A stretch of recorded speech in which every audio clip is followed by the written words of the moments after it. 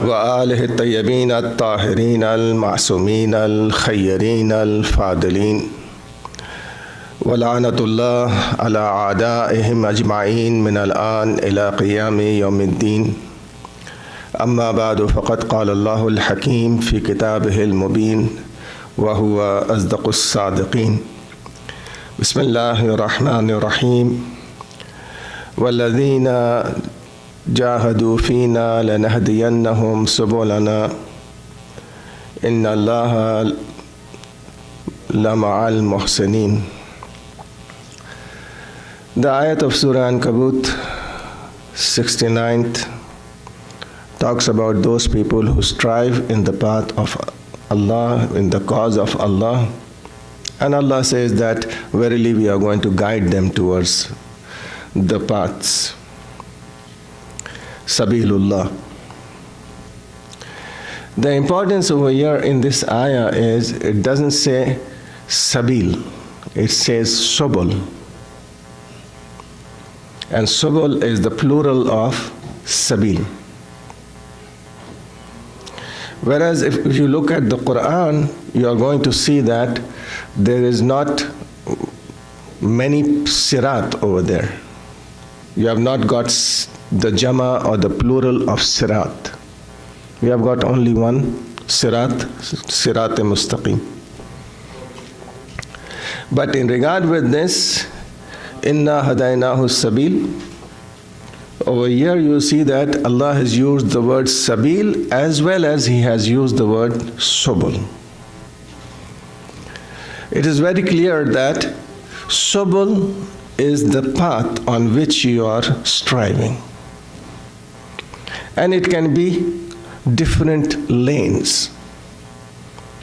Some people are in the list of sabiqun. And some people are in the list of ashab-e maimana, ashabul yamin. Some are very fast, some are slow. So everyone is on his own sabil. That's why Allah says that we are going to guide them towards subulana. لَنَهْدِيَنَّهُمْ subulana. Subul, your path. And many a times those drivers who are on the highway, they'll see the lanes. They have different lanes. And sometimes you have seen there written down that the trucks should be on the left. They shouldn't go on the right. Or you may see that the fast drivers be on the left-hand side and the slow ones on the right. So there are different people. As-sabiqun are those people who do not delay any khair. They do not delay any goodness. As soon as they find the opportunity, they hastily do it. And ashabul yamin, as you know, they delay. Some of them delay and some of them are fast. In some actions they are good, some actions they are slow. And one of those actions are, as you know, the salat of ours. You say that, Maulana, salat, we have got 6 hours to do it. But no, the real salat is the salat which you do it on time. The time of the salat is fixed. It is not something that we have to fix it. Nowadays you have got the problem of moon sighting, and you have got people telling me, Maulana, it is 20th century, 21st century, and you are still in the olden times, that you cannot even come to a conclusion about the moon. So fortunately for you all and for us, the moon is not seen anywhere nowadays. Instead, it is calculated nowadays. So you have got the moon being calculated that it is going to be seen in such and such a place. Atullah Shistani gave the fatwa according to the map of NASA. And with that, you can easily locate the sighting of the moon. But unfortunately, sometimes it happens that no one wants to see the moon. I've texted many people myself that please come out on this day and see the moon. And I then text them back, have you seen it? Said, no, Mala, I was busy. So the moon is not in one place. It might be cloudy in Miami, but Dallas might have sunshine. So they can see the moon. That's why we call people. But they have to create a kind of controversy. And that creation of controversy is from Shaitan. He wants to break the sincerity in a human being. So the first time the salat comes in, Shaitan doesn't want us to pray on time. He wants us to delay. And according to the hadith, when this salat which is prayed on time is lifted to the heavens, the hadith says it is lifted with a beautiful form. And when it is going up, it prays that you did not destroy me, and I'm going to ask Allah to reward you. Just 4 rakat salat. You don't need anything else 4 rakat salat. And that is the best time of the acceptance of dua. If someone asks you, which is the best time for me to do dua, then that is the time. The time of the salat. So striving in the right path doesn't come automatically or doesn't come immediately. No, it is a training. It is a continuous training. And the aza of Imam Hussain alayhi salatu wasalam is a training for us. Is a training for us for the dhuhur of Imam Asr ajalallahu farajahu. The way you come into the azab, the way you sit down, and this azab is the giving the condolence to Imam Asr. He is the Imam of our time and the grandson of Imam Hussain alayhi salatu wasalam. So the way you sit in the azan, the way you listen to the majalis attentively, and the way you weep for the Imam is the condolence which we give to Imam Asr. That's why in the majalis of Imam Hussain alayhi salam, you are going to get the preparation for the dhuhr. Some people say, Maulana, dhuhr, we don't know the right time, and when the Imam comes, we'll get prepared. No, habits don't leave us immediately. For habits to be removed, you need some time. And that time which you need, maybe 10 years, maybe 20 years. So building ourselves, building our soul to receive the Imam of our time is one of the most important factors and one of the most important things which we have to learn in majalis of Imam Hussain alayhi salatu wasalam. Ittihad, unity. There are going to be a lot of people objecting, criticizing, and you know there is a whole cult. I don't even want to name that cult in Middle East who call themselves the people of God, and they only know that they are the ones who are Muslims, they are the ones who are Mu'mins. And they say that when Imam Hussain alayhi salam already knew that he is going to be martyred in Karbala, then why did he go? Why did he go? A person who knows that he is going to be martyred somewhere, he has to avoid that place. All these questions arise and they are given, but they don't want to listen to our answers. They just want to raise a question and bring doubt in the hearts of the muhibbs of Ahlul Bayt alayhimus salam. And they do not know that whenever we come into the majalis, we say, A'udhu billahi minash shaitani rajim. And here, Imam Hussain alayhi salam has given the reply of all the questions by himself, even before he departed to Karbala. In Medina, he gave the reply to Muhammad ibn Hanafiya. It is in the books. Muhammad ibn Hanafiya was a person who was very much knowledgeable about the political situation of different places. And he told the Imam that, let us wait. Let the tide change and turn over in our benefit. Then you have Abdullah ibn Abbas, who was the Mufassir of the Quran and the student of Imam Ali alayhi salam. Then you have Abdullah ibn Umar. Abdullah ibn Umar gives the Imam 4 points, and very important points. He says that Yazid is powerful, and Yazid has all the wealth. You have nothing. Neither do you have power, nor do you have any wealth. So don't oppose him and do not fight him. Abdullah ibn Umar, when he said these words, Imam said, it doesn't matter. If you look into the Quran, you will see that Ibrahim, who had nothing with him, opposed Namrud, who was the ruler of the time and who had the power as well as the wealth. None of the Muslims say that, why did Ibrahim oppose him?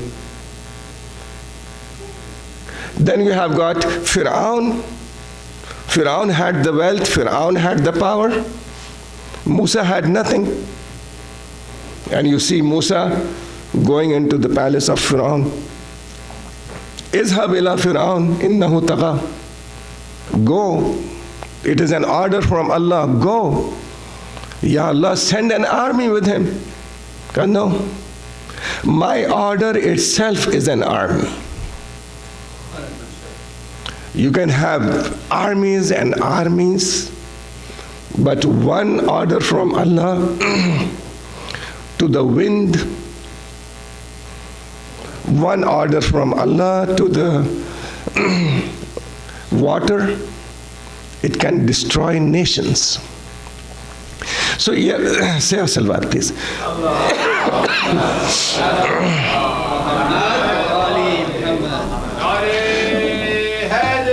Yeah. And he laughs. Fir'aun laughs at Musa. He said, look at him. He has nothing. He is wearing torn clothes. He has a staff in his hand. And look at me. I'm the ruler and the owner of the whole of Egypt. Musa was not scared of him, because he already has asked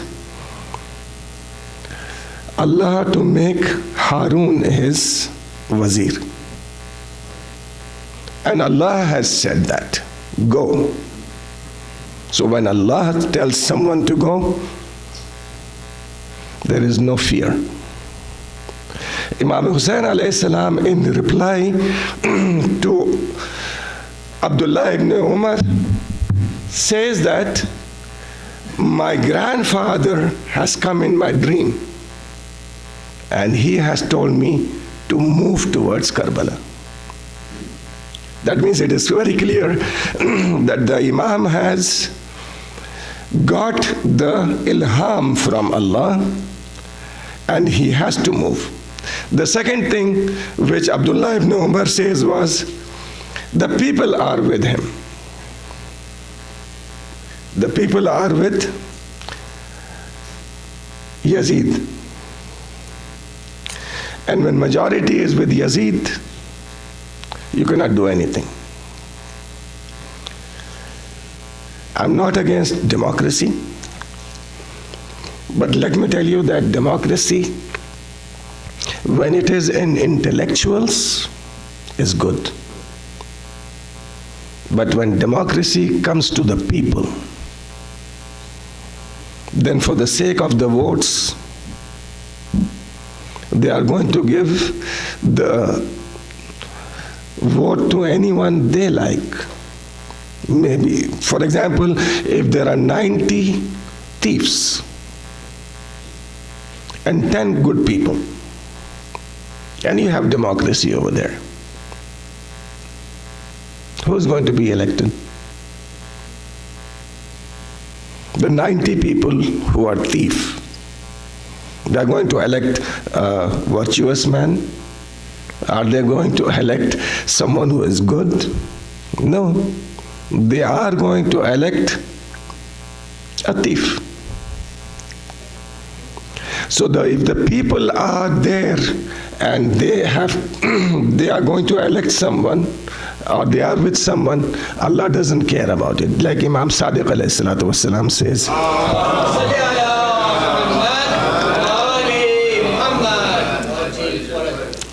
if you have a green bean with you, and you know that it is a bean, and 100 people come to you and say that no, it is not a green bean, it is a green emerald, will you accept it? It's majority. Majority is saying that it is an emerald, and you alone are saying that it is a green bean. Said no. When there is haqq, and haqq is known, then it doesn't matter whether it is with the minority or it is with the majority. So Imam Hussain alayhi salatu wasalam, again, Abdullah ibn Umar says that yes, if you are going, remember this, that Yazid has a hatred towards you and your family, and he has a grudge against you. The hatred and grudge from Badr and Uhud is still in him. He's just trying to find an excuse to kill you. Imam said that I have to move because of the ilham I have got, and because of what has been preordained and what has been described to me by Rasulullah sallallahu alaihi wasallam and the message of Rasulullah. In the last moment, Abdullah ibn Umar says, now let me tell you the hadith of Rasulullah which I have heard by myself. And that hadith is that you are going to go to Karbala and you are going to be a martyr. And I have seen the Prophet kiss you on your neck. He comes forward and says, Ya Aba Abdullah, if you are going to Karbala, then remove your collar so that I can kiss the place where Rasulullah has kissed. These 4 points are there even today. And Imam has already given the reply. So when haqq has been mentioned to him, that this is haqq and you have to move, Imam doesn't care whether the companions are with him or they are not with him. As I've told you, Tirimma bin Adi, the companion of Imam Ali alayhi salatu wassalam, he was very close to Ahlul Bayt, but he was a guide. He used to take people from place to place. He met the Imam and he just asked the Imam for permission to take back the qafilah to its proper place and come back. He did come back, and with youths, with people to fight. But as he was going back towards Karbala, he got the message that Imam alayhi salam has been martyred. So there were people who wanted to help, who wanted to come, but they were unable to come. That's why you say in the ziyarat of Imam Hussain alayhi salam, Ya laytani kuntu ma'akum fa'afuza fawzan azima. Alas, I should have been with you on that day. I would have achieved success along with you, a great success along with you. Whoever recites this every day, Ya laytani kuntu ma'akum fa'afuza fawzan azima, when the Imam of the time is going to appear, an angel is going to stand by his qabr and say, the time for you to help the Imam of your time has come. Wake up, if you want to come and join, you can come and join. In the army of Imam Asr Jalallah Farajuh Sharif, you have got Salman Farsi is going to be there. Ashab Kahf are going to be there. Miqdad Abu Zar is going to be there. Malik is going to be there. So those people who have already died also are going to be raised because they wished for it. And every moment has two kinds of deaths. One is shahada and one is his own death, natural death. The Aimma alayhimu salatu wassalam had their shahada. Now they are going to have their natural death after the dhuhr of Imam Asr Jalallahu Farajuh. The children of our time especially are bombarded in their high schools, bombarded in their colleges with these facts. Why cry? Why cry?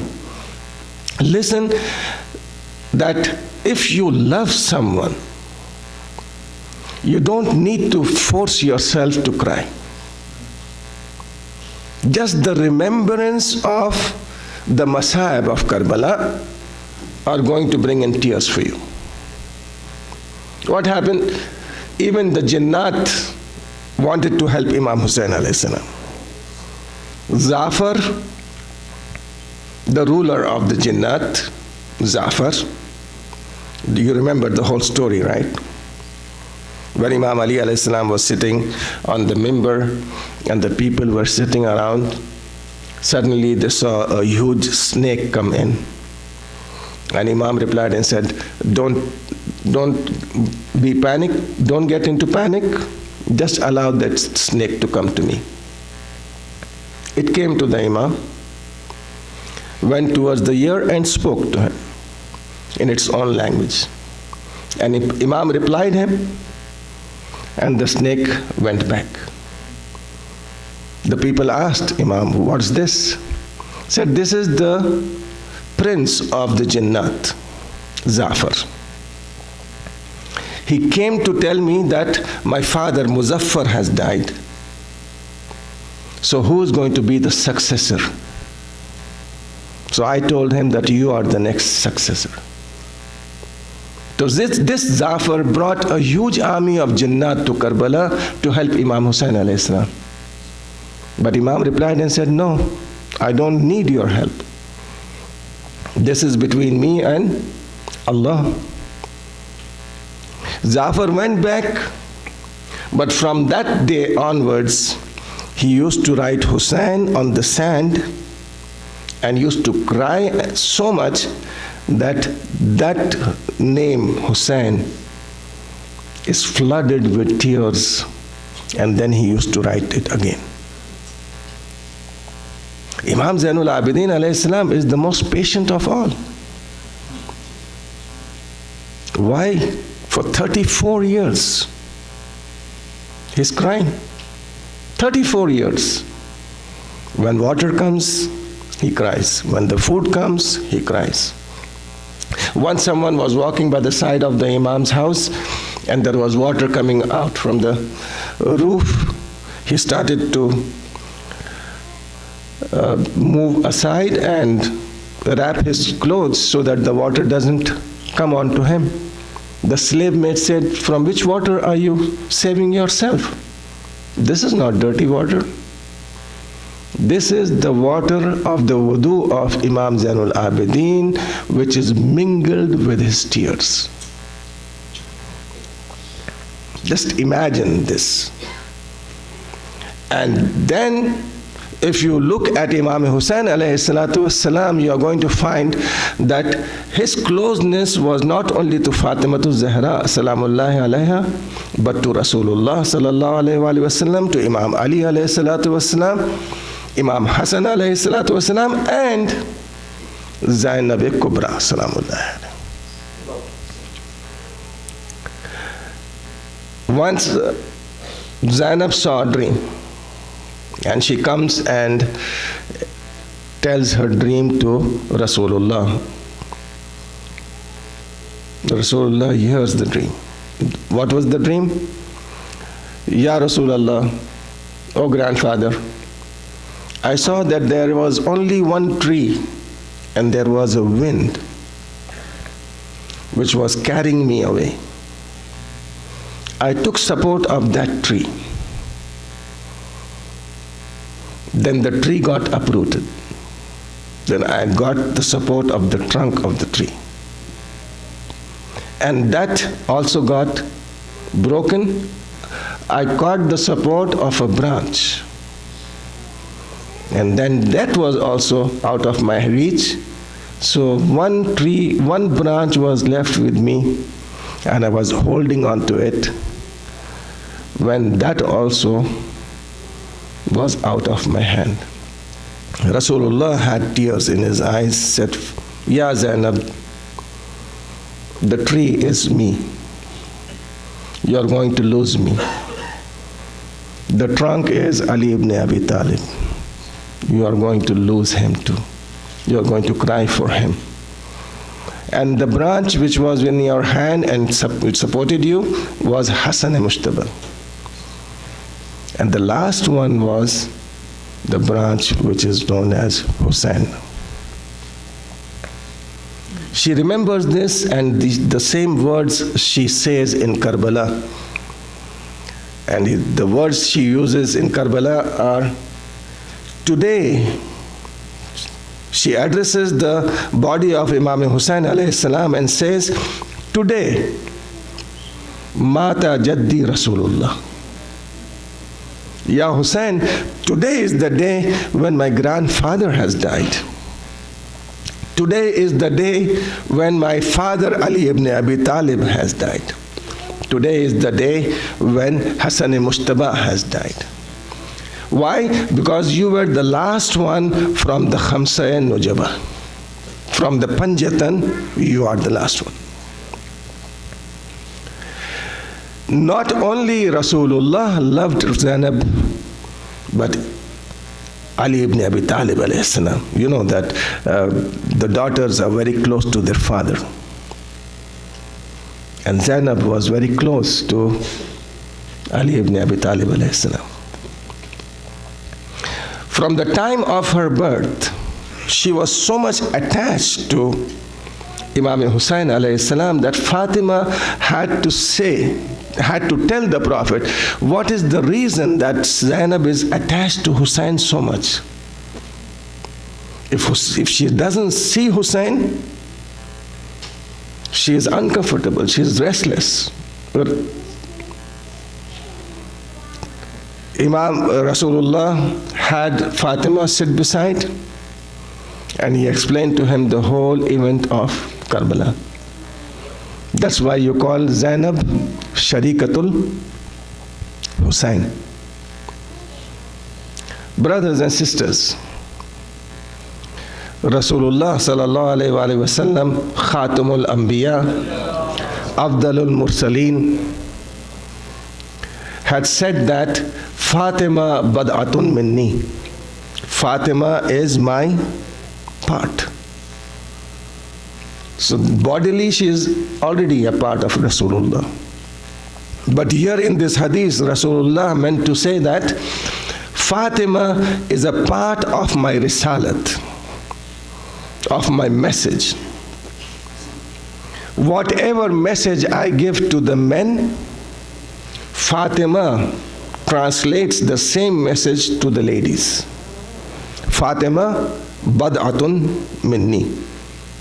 Man adaha faqad adani. Whoever hurts her, hurts me.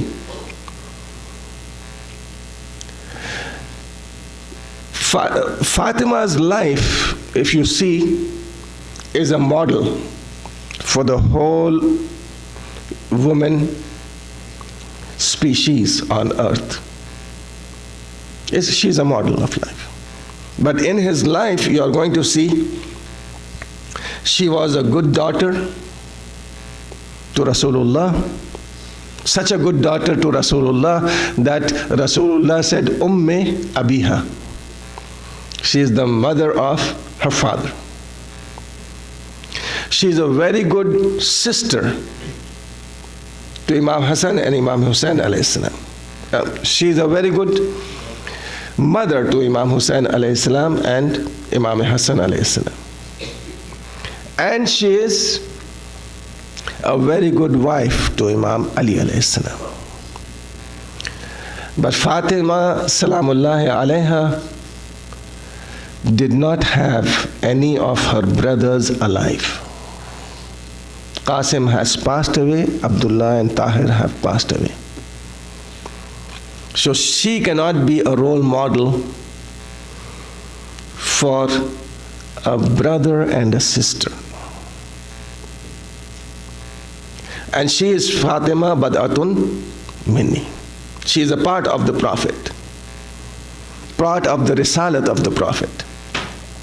There has to be someone who is going to join in and replace Fatima in the matter of brother and sister. That's why you call Zainab Kubra Saniye Zahra, the second to Fatima. The gap which was left by Fatima about the love between brother and sister was fulfilled by Zainab salamullahi alayha. On the other hand, not only a real brother, a brother from mothers, no, even a brother who was stepbrother to her, she treated him so kindly and so respectfully and so lovingly that Abbas could give his blood and life for the sake of Zainab salamullah. If the history would not have told me that Abbas is a stepbrother to Zainab, I would not have recognized as to who is the real brother and who is the stepbrother. Her treatment with them.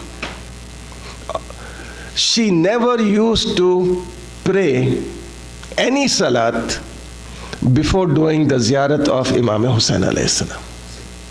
The first thing she used to do, the ziyarat of Imam Hussein, and then do the ziyarat.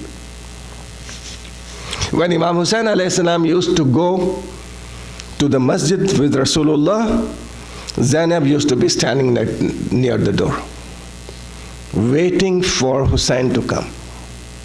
One day when she was waiting for Imam to come, she saw that Hussein is coming back but is having tears in the eyes. She hugged her brother. Said, "What made you cry?" Said, "I was sitting on the lap of my grandfather today, and my brother Hassan was also sitting over there. My father started to talk about wealthy people, rich people, and my brother asked him, 'How are these rich people, grandfather?' He replied and said, 'Like you, O son Hassan.' Then he started to talk about the fuqara and the poor people, the ghuraba, those people who was out of their land, homeland. I asked grandfather, 'Who is a gharib?' And he replied and said, 'Oh Hussein, gharib is like you.' This made me cry. Immediately, Zainab responds and says, 'Oh brother Hussein, if you are gharib, then I am gharib too. If you are gharib, I am gharib too.' And you have seen that. Whenever you are not allowed to stand up, you are not allowed to stand up for anyone if you are reciting Quran. But when Imam Hussein alayhi salam used to recite Quran and Zainab used to enter, he used to stand up for her with the Quran. That's why when Ibn Abbas said, "Oh Hussein, I know that you are going to be martyred in Karbala, and you have said that you are going to be martyred in Karbala. Then why are you taking with you these ladies and these children?" Immediately, Zainab comes forward and says, "Ibn Abbas, you want to separate a sister from her brother? No, it will never happen." Then, when the Qafla had started to move, it was Abdullah ibn Jafar al-Tayyar, the husband of Zainab, comes towards the Qafla, stops the Qafla. Imam Hussein alayhi salam talks to him, and Zainab feels in her heart that maybe Abdullah has come to stop me from going with my brother. She comes to Abdullah, says, "Abdullah, I'm giving you the qasam of Fatima Az-Zahra. Do not stop me from going with my brother Hussein." The immediate response of Abdullah was, "No, I have not come to stop you. Instead, I brought with me these two children of mine. I know I am not able to go with you to Karbala, but these two children are going to go. When situation arises for you that you have to save Hussein, you sacrifice one from yourself and one from me." So Aun and Muhammad came over there and they started the journey towards Karbala. On the day of 10th of Muharram, 10th of Muharram is a day of Qiyamah. It's very easy to be thirsty. It is very easy to be hungry. But to see your young child thirsty and hungry is very difficult. Just ask Rabab. Just ask Farwa. Just ask the companions of Imam Hussein alayhi salatu wasalam. From the morning till the afternoon, you have martyrs one after another. The first one to be martyred from the ashab of Imam Hussein alayhi salam, Muslim ibn Awsaja, the companion of Rasulullah, the Qari Quran, the Hafiz Quran. When he was martyred and he was still alive, Imam alayhi salam comes to him, places his head on his lap, and Habib ibn Mazahir comes over there. Said, "Muslim, I do not want to ask you for any wasiyah because I'm following you. I'm going to die as well. I'm going to be martyred as well. But still, if you have anything in your heart, please express it to me." Muslim ibn Awsaja, in that condition, before departing from this world, he says, "Till I was alive, I took care of Haza. I took care of Hussein. Oh Habib, till you are alive, take care that none of the arrows hit the body of Hussein."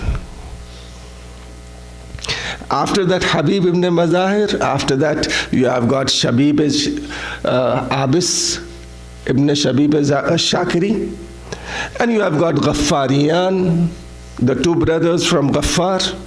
You have got Jabbariyan, the two brothers, one after another. And there, Nafi ibn Hilal was fighting with his arrows. He killed 95. But he was also martyred, And then in the Ashab, there was one person who had newly converted to Islam, and that was Wahab Kalbi. He comes to the Imam, says, give me the permission to go and fight. Imam gives him the permission to go. His wife comes from behind. He said, Yabna Rasulullah, give me the permission too. He said, no, you go back to your tent. Ladies are not allowed to fight. She goes back to her tent. Here Wahab Kalbi attacks the enemy. His hands are cut. And he hears a voice from behind saying, Wahab, you do your jihad and I'm doing it with you.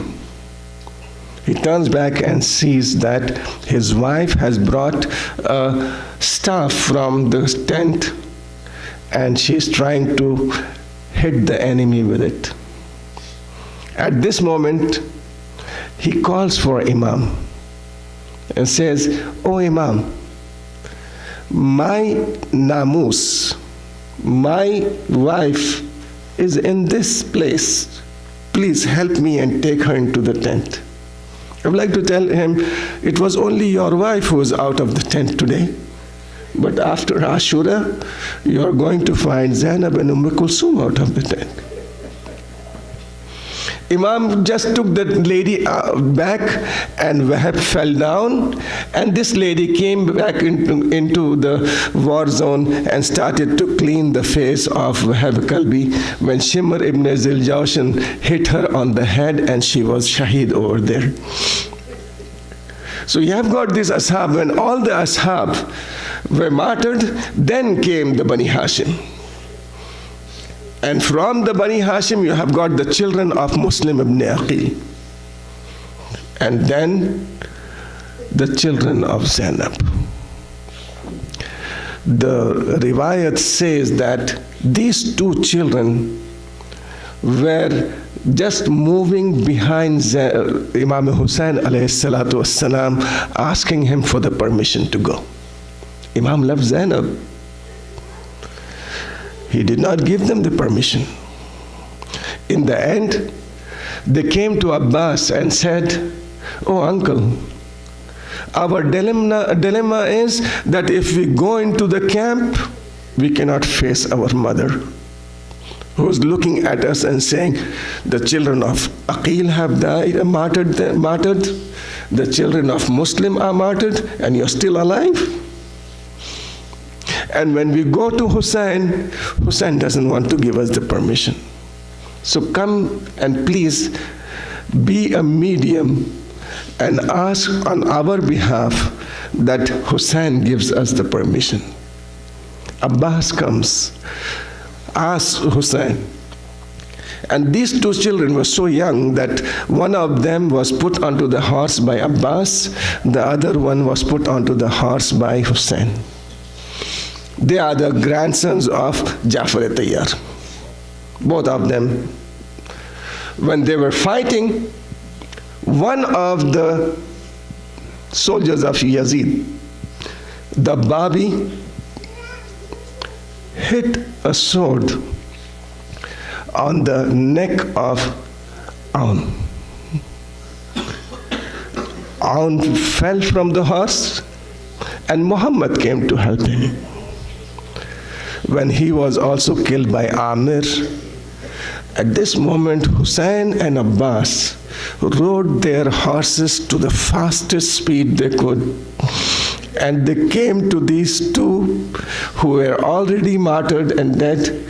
One was carried by Abbas, one was carried by Hussain, and both of them were taken into the camp of Zainab and placed before her. And this great lady, instead of weeping on her children, she started to thank Allah and go in the sajda and says, Ash-shukr, alhamdulillah, that you have been martyred and sacrificed for my brother brother Hussein. And you have listened, you have seen in the history that Zainab was always crying for Hussein, and she was always saying, Ya Hussein, Ya Hussein. She was saying, Ya Hussein in Karbala. She was saying, Ya Hussein in Kufa. She was saying, Ya Hussein in Sham.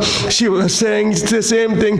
In the end, when she reached Medina, it was there that Abdullah ibn Jafar al-Tayyar came to Zainul Abidin alayhi salam and said, oh Zainul Abidin, your aunt has not come back home. Can you please send her back to home?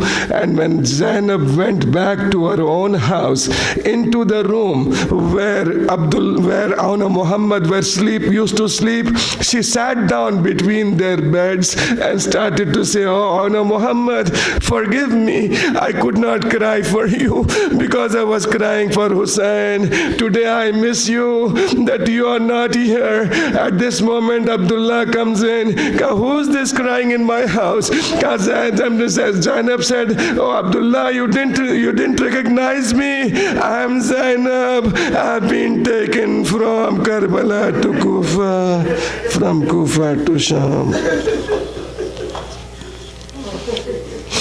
Allah la'anatullah ala qawm al-zalimin wa sayalamu al-lazina zalamu ayyamun qalimin yanqalimun. Oh Allah, by the grace of Fatima Zahra, salamullahi alayha, by the grace of Zainab Kubra, salamullahi alayha, forgive us and forgive the sins of all the marhumin. Oh Allah, by the grace of Ahlul Bayt alayhi salatu wassalam, by the grace of Auna Muhammad, give tawfiq and success to our children. Oh Allah, by the grace of Ahlul Bayt alayhi salatu wassalam, keep us on the right path, the path of Imam Hussein alayhi salam. Oh Allah, by the grace of Ahlul Bayt alayhi salatu wassalam, give sustenance to those mu'mineen who do not have any, and increase the sustenance of those who have some. Oh Allah, help all the mu'mineen and all the Muslimin around the world who are oppressed. Oh Allah, by the grace of Ahlul Bayt alayhi salatu wassalam, protect the mu'mineen and muhibs of Ahlul Bayt from the enemies of Islam and enemies of Ahlul Bayt alayhi salam. Oh Allah, by the grace of Ahlul Bayt alayhi salatu wassalam, accept our amal, fulfill our desires and wishes. Oh Allah, by the grace of Ahlul Bayt alayhi salatu wassalam, hasten the zuhur of Imam Asr ajalallahu farajahu sharif and make us one of his companions.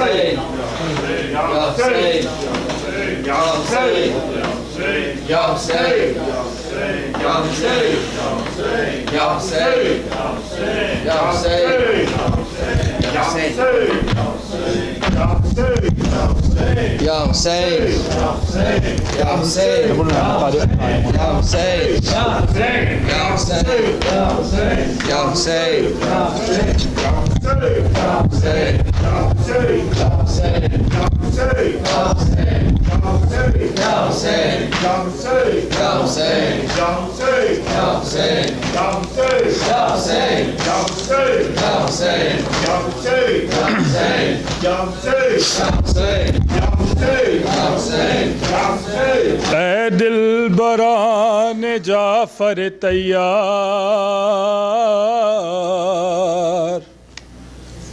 अलविदा